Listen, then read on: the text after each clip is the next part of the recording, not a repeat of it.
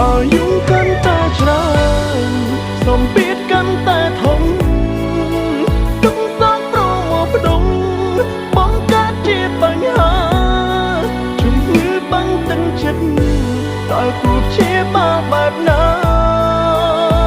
ហូរទឹកមេត្រាហត់នឿយខ្លាំងដល់ហើយ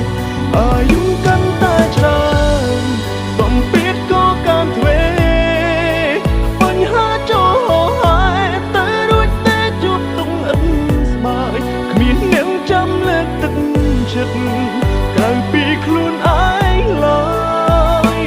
ជីវិតអើយងងឹតឈឹងគ្មានគោលដៅគ្មានអ្នកចាំលើកទឹកចិត្តក្រៅពីខ្លួនឯងឡើយជីវិតអើយងងឹតឈឹងគ្មានគោល